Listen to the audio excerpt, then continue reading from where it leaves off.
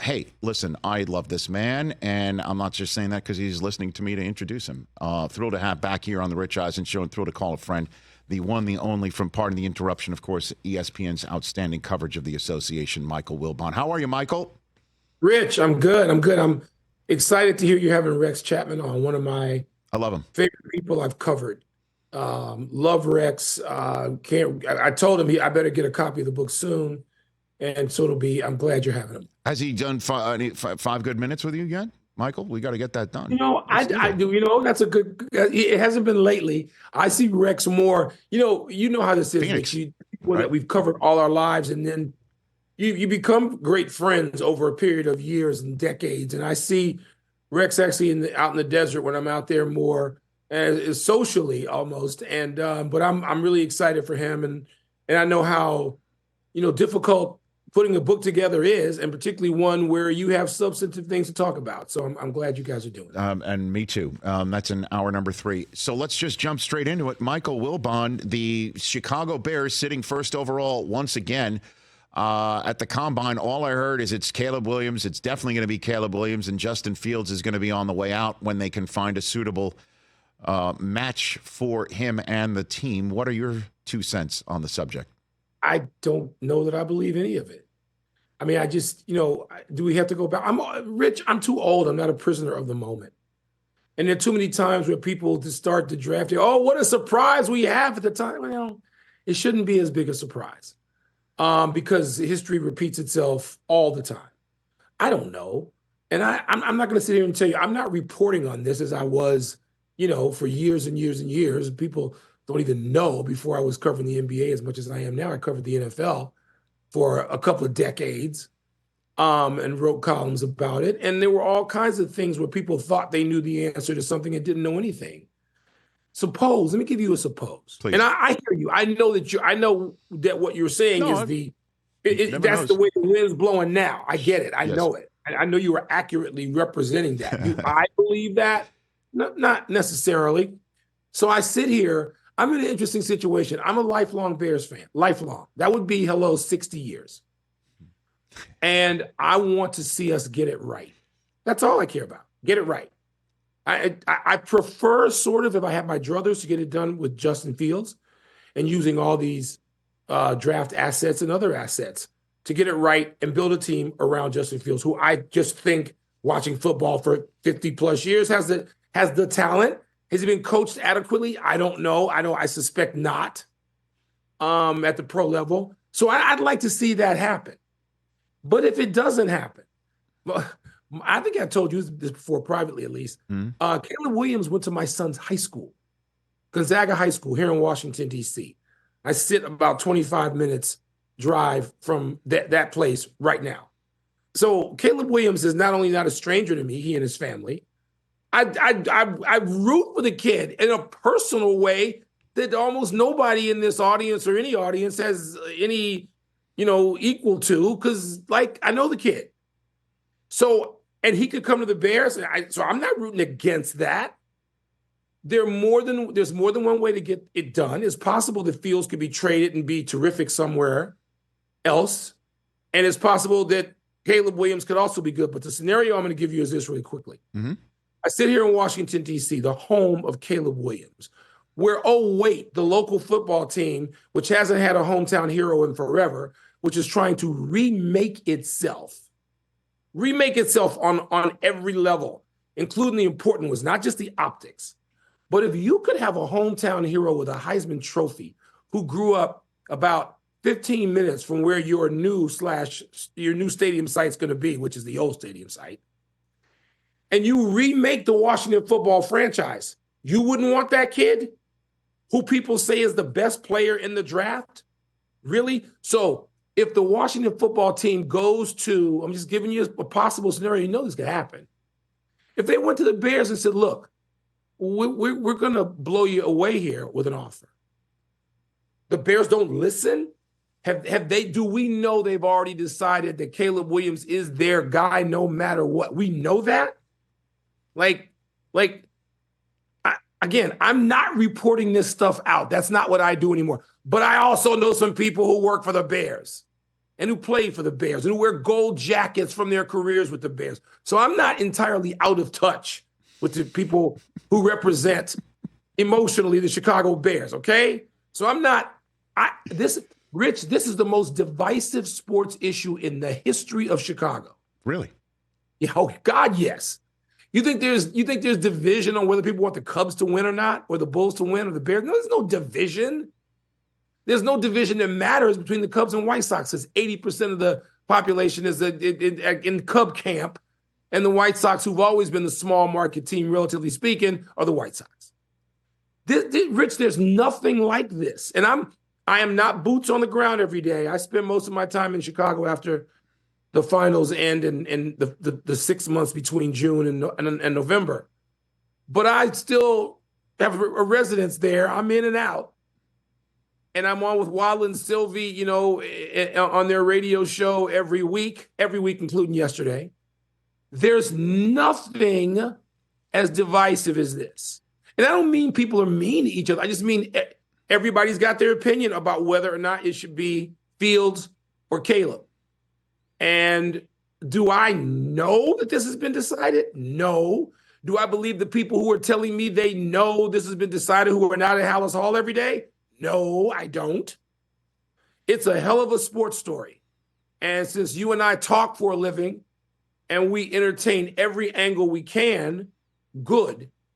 But I'm not buying it until the Bears make a deal with somebody or decide in Hallis Hall, yep, here's what we're doing. I don't know. Are you telling me that there are no developments, there are no days left between? When is the draft, Rich? April 25th? It is that, and there's a lot of time. I totally agree with you, Michael, in terms of, there's enough time and a Godfather offer that could be sent from anybody to Chicago.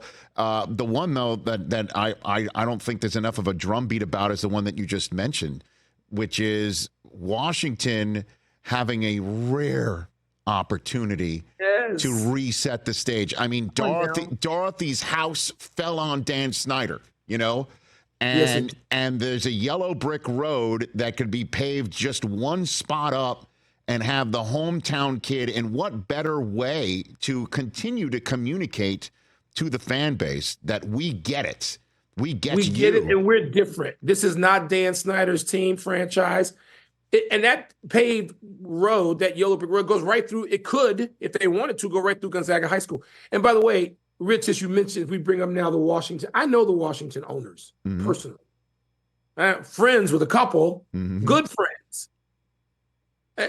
I know how ambitious yet sort of civic-minded. I mean, a couple of these guys are really dedicated locally. And while they haven't necessarily lived here all the time, they're of here. Now, so is Dan Snyder, to be fair. But these guys are of here. They're of Washington. And they sit around now dreaming how to do this differently, dreaming of how plotting how to do this. And I've had some dinners and some breakfasts, and I'm around them socially, and I talk to them occasionally, not all the time, but enough to know these aren't lightweight dudes. There was a story in the Washington Post yesterday, it's still on my nightstand because I didn't get to it last night, about just this thing. Kevin Blackistone wrote it, maybe it was 2 days ago, but it was talking about Washington getting a hometown hero, which has evaded Washington in every sport. Now, it's less likely to happen in hockey, in the NHL. It's not a hockey hotbed for junior play. But, we never got Grant Hill. We didn't get Kevin Durant here, Washingtonians. And so here's a chance. I'm just saying. So if these guys, as dedicated as they are, whose reach, determination, and resources, I do not doubt for a nanosecond, if they decide, and this is just one scenario relating back to your question. So do I know that this is decided at Hallis Hall? Hell no, I don't know that it's decided. And I don't believe 90% of the people who say they know it's decided either. Michael Wilbon here on the Rich Eisen Show. Let's switch gears then in the few minutes I have left with you here. What is, do you think we deal with storylines, obviously. The main storyline left to mine in the association, in the NBA. What do you have for me from this point forward? The Celtics. I mean, they've established a bar, right? Despite that loss. Was that last night? It was. Despite that loss, I even watched it. I couldn't remember what this lesson. That was stunning. To be honest, I turned it off when they were up 22, and I started getting text messages when they're losing their lead to Cleveland. The Celtics are going to be, if healthy, they're the Eastern entrant. So, but you've got a defending champion out there that lost a 6-game losing streak last night too, has been playing great in Denver. So I'm not saying these. Well, I am also saying. I guess I'm almost saying these are the finalists. If you ask me, would I have greater faith in Boston versus Denver or an automatic, Bears selecting Caleb Williams? I'm gonna tell you, I think I'm gonna take the finalists I just gave you. Sure. But Boston, it's Boston. These guys have been together. This would be like their 5th conference finals if they get that far, and 2nd finals. And Tatum and Brown are $600 million tag team. What the Celtics haven't hung a banner since 2008, Paul Pierce and Kevin Garnett and Ray Allen and Doc Rivers and that group, Rajon Rondo. That's the story. Anytime the Boston Celtics, like the Lakers, set themselves out there with a big lead in a horse race, they're the story. And so they've made themselves that, particularly over the last month. And then let's see who's chasing. Like in the East, I don't see a real team to push them, which sort of worries me. Would they be battle tested? There are teams that will test Denver in the West. So I think as we only have a horse race now, to continue with that analogy, we only have a month left in the regular season. That's it. Yeah. So what about Doc coming mid-season with obviously Damian Lillard making his Portland exit finally, shows up in Milwaukee. Doc comes in mid-season. I mean, and obviously Doc Rivers spoiling a Celtics party would be quite the story, one would think. Yes, it would. Yes, it would. So, and Rich, I don't know that they have enough, particularly if Chris Middleton is not healthy, and he hasn't been. Right. People forget when nobody was calling it a big three, when it was Giannis leading that team to a championship in 2021. But Chris Middleton was absolutely if he wasn't an all-star in 21, then he wasn't 22 or he wasn't 20. He's been an all-star multiple times. Chris Middleton is an integral part of what Milwaukee does, and he ain't out there. And I know that Dame Lillard is out there, and Milwaukee can be a threat, and they've looked really good recently. Although of those wins they had recently, of the 6-game winning streak, 2 were against Charlotte and 1 was against the Bulls. So let's not get crazy. There were 2 signature wins there at Minnesota. And what was the other one just 2 nights ago? As I have a senior moment again.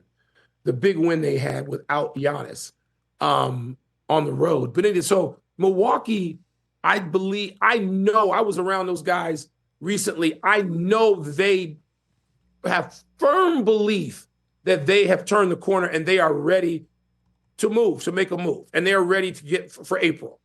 But, without Chris Middleton, I don't know that I believe that.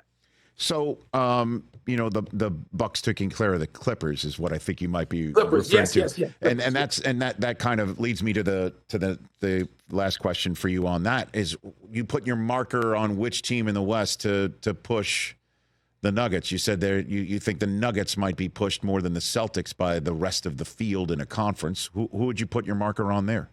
I guess it's got to be the Clippers. I just don't think Minnesota and Oklahoma City, Rich, have had enough heartbreak. In the NBA playoffs, heartbreak is the name. Okay, so other than Bill Russell, Magic Johnson, and Tim Duncan, I'm sorry, who? LeBron, heartbreak. Michael Jordan, heartbreak. Kobe, air balls against Utah, heartbreak. Heartbreak. There's like 3 guys who didn't have heartbreak in the NBA playoffs, and so I think that Oklahoma City hadn't even started on heartbreak row yet. Minnesota's had a little bit. They had some last year. They played Denver pretty good. I think they got 1 win out of that. The Suns aren't what they want to be, and not close to it to me. It's going to be interesting game tonight. I don't see the Suns challenging, even though the Suns won 2 games, took 2 games off Denver last year, and have this great lineup. It's not working to the degree they thought, or I thought. Well, here in Los Angeles, Michael, the Laker fans feel they're going to win the championship again. Yeah, well, I tend to ignore Laker fans. They're like Cowboy fans. It's good to have them, but I mean, they're a nuisance, and if anybody who listens to them is insane. But the Lakers, of course, have produced much more recently than the Cowboys. Yes. And you know what? The Lakers, look, I'm not going to sit up here and stand over and start counting LeBron James out. Right. That's just dumb.